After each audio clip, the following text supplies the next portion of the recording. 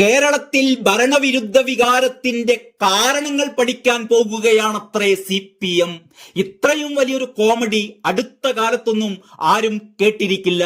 കേരളത്തിലെ ഭരണവിരുദ്ധ വികാരത്തിന് കാരണം എന്തെന്ന് ജനങ്ങൾക്കെല്ലാം മനസ്സിലായിട്ടുണ്ട്.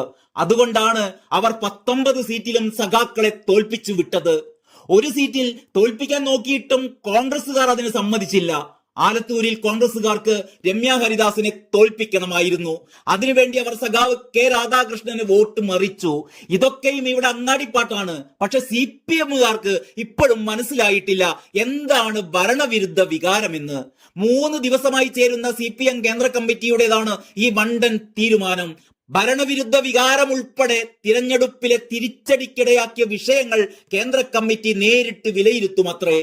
കേരളത്തിൽ തിരഞ്ഞെടുപ്പിലേറ്റ തിരിച്ചടിക്ക് ഭരണവിരുദ്ധ വികാരം ഇടയാക്കിയില്ല എന്ന നിലപാടാണ് സംസ്ഥാന നേതൃത്വം കൈക്കൊണ്ടത്. അതേസമയം ഭരണവിരുദ്ധ വികാരം ഇവിടെ പ്രകടമായി എന്ന വാദം ശരിവെക്കുന്ന നിലപാടാണ് KK ശൈലജ ടീച്ചർ കേന്ദ്ര കമ്മിറ്റി യോഗത്തിൽ സ്വീകരിച്ചത് എന്നാണ് അറിയുന്നത്.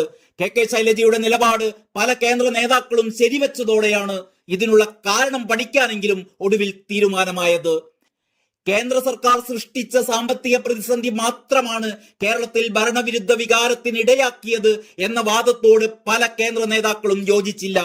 സമുദായ സംഘടനകളുടെ നിലപാടിന് പ്രാധാന്യം നൽകി കേരളം തയ്യാറാക്കിയ അവലോകനം കേന്ദ്ര നേതൃത്വം ആദ്യ ദിവസം തന്നെ എടുത്ത് ചവറ്റുകൊട്ടയിലിട്ടിരുന്നു.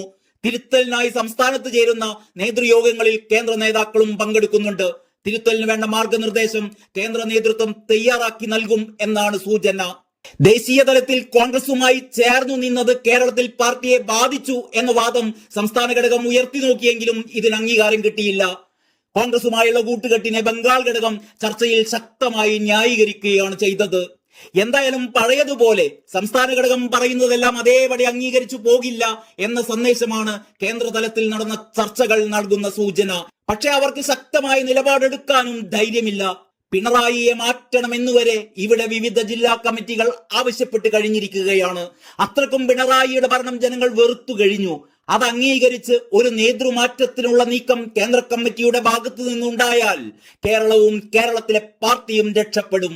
പക്ഷേ അതിനൊന്നും ഇനിയൊരു സാധ്യതയും ഇവിടെ കാണുന്നില്ല. ഇരുട്ടുകൊണ്ട് ഓട്ടയടയ്ക്കാൻ തന്നെയാണ് യെച്ചൂരി സഖാവിന്റെയും കൂട്ടരുടെയും ശ്രമം. ഇത്ര ഗതികെട്ടൊരു പാർട്ടി സെക്രട്ടറി CPMന്റെ ചരിത്രത്തിൽ ഉണ്ടായിട്ടില്ല. എന്തായാലും പഠന റിപ്പോർട്ടിനായി നമുക്ക് കാത്തിരിക്കാം.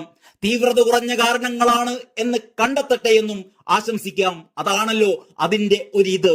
പിണറായി സഖാവിന് ഇനിയും ദീർഘകാലം കേരളത്തെ സേവിച്ച് മുന്നേറാൻ കഴിയട്ടെ എന്ന് മാത്രം ആശംസിച്ചുകൊണ്ട് നിർത്തട്ടെ.